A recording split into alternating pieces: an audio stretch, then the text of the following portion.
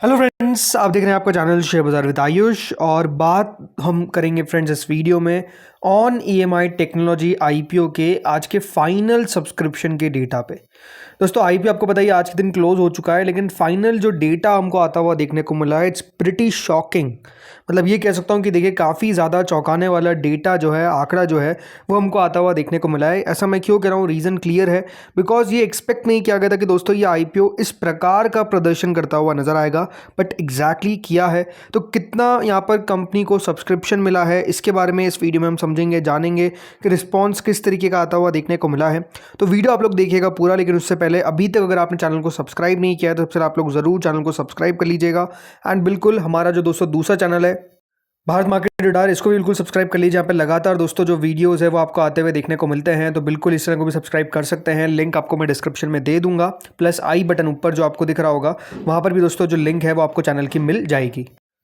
So friends, किश्त या फिर ऑन ईएमआई टेक्नोलॉजी कुछ भी कह लीजिए, आईपीओ अब क्लोज हो चुका है। अब बिल्कुल आप ये बात ध्यान रखिए, 8 तारीख को इसकी लिस्टिंग आपको देखने को मिलने वाली है। अभी और बात करेंगे इसके ऊपर लिस्टिंग पे, बट उससे पहले ये बात ध्यान रखिए, अगर आपने अप्लाई किया है तो ये आईपीओ में आपको अलॉटमेंट अगर मिल जाता है, अगर क्यों कह रहा हूँ बिकॉज सब्सक्रिप्शन इस प्रकार का है, तो 171 का एक शेयर मिलेगा, टोटल 87 शेयर्स मिलेंगे। फ्रेश इशू प्लस ओएफएस दोनों का कॉम्बिनेशन था जो लगभग 926 करोड़ का इशू था। तो कोई छोटा आईपीओ हो ये, ऐसा नहीं था। लेकिन सब्सक्रिप्शन कैसा है अभी आप देखिए।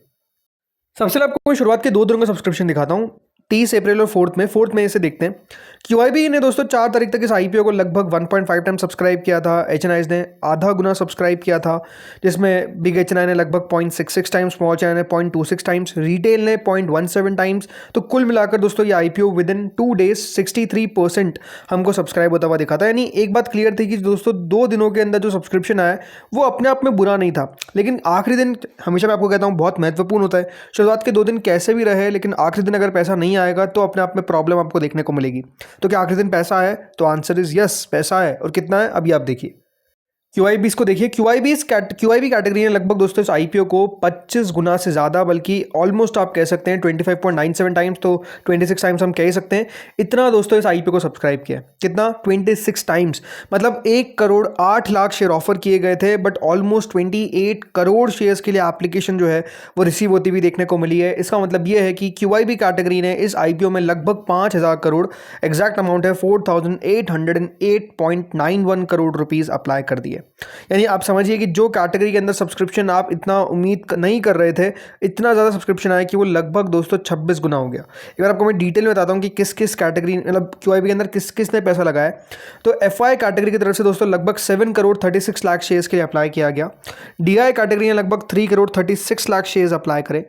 म्यूचुअल फंड्स ने 4 करोड़ 61 लाख शेयर्स अप्लाई करे। बट सबसे ज़्यादा पैसा अगर दोस्तों किसी की तरफ से हमको आता हुआ दिखाए तो वो अदर्स कैटेगरी है, जिनके द्वारा 12 crore 77 lakh share, 12 crore 77 lakh share apply करें। मतलब आप देखिए कि जो 4,800 करोड़ रुपए हमको आते हुए दिखे, इसमें लगभग 2,184 करोड़, कितने? 2,184 करोड़ आपको आते हुए दिखने को मिले फ्रॉम अदर्स कैटेगरी।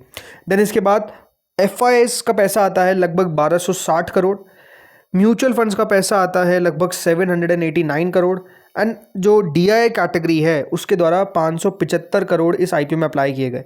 यानी आप समझ सकते हैं कि सबसे ज़्यादा पैसा others, then FII, then mutual funds and then DIIs की तरफ से हमको आता हुआ दिखा।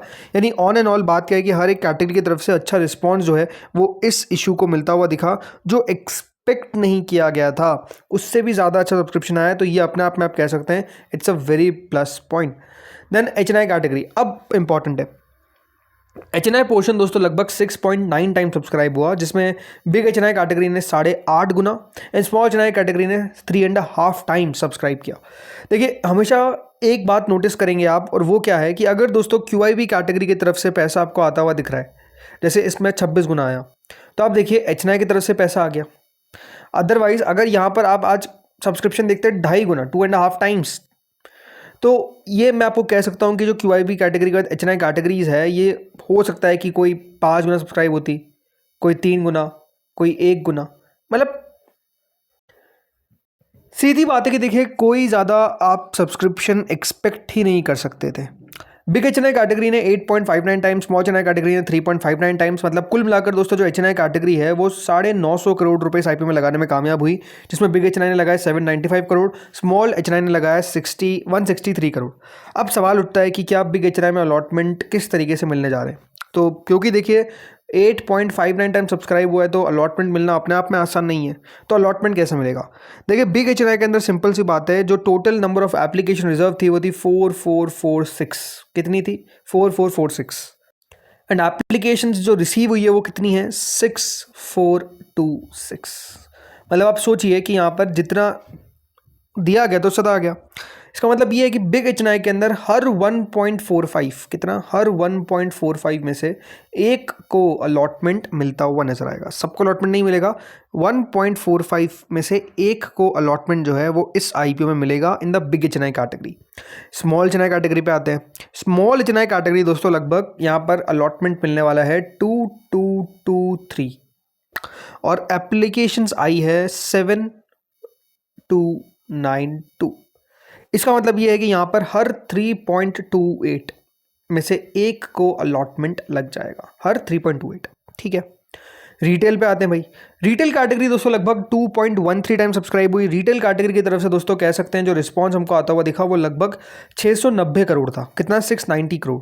अब रिटेल कैटेगरी आप देख सकते हैं यहाँ पर जो सब्सक्रिप्शन दिख रहा है वो मोर देन 2 टाइम्स दिख रहा है। तो क्या रिटेल में अलॉटमेंट मिलना अब मुश्किल हो गया है? तो हुआ क्या है दोस्तों, रिटेल के अंदर जिस व्यक्ति ने भी आईपीओ में अप्लाई किया है इन द रिटेल कैटेगरी, उसने एक लॉट के लिए अप्लाई नहीं किया है, उसने हो सकता है कि जितने मैक्सिमम लगा सकते हैं उतने अप्लाई कर दिए। इसलिए दोस्तों जो रिटेल पोर्शन है वो सब्सक्राइब होता हुआ दिख रहा है बाय 2.13 टाइम्स। बट रिटेल के अंदर अलॉटमेंट मिलना आसान रहेगा, बल्कि ये कहूँगा जिसने भी अप्लाई किया उसको अलॉटमेंट मिलेंगे। रिटेल के अंदर जो एप्लीकेशन टोटल थी वो थी 2,17,834। ठीक है, इतनी एप्लीकेशंस थी।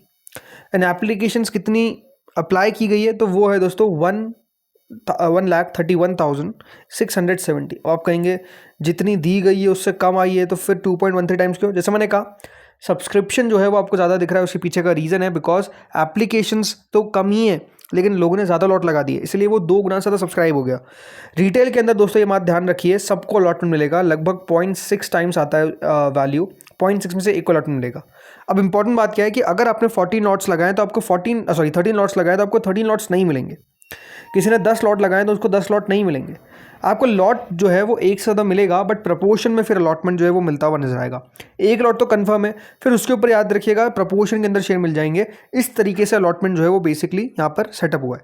तो कोई भी अगर अप्लाई करा है, किसी ने भी रिटेल के अंदर फुल अप्लाई किया है तो फुल अलॉटमेंट मिलना अब पॉसिबल नहीं है। Reason being issue over subscribe हो गया।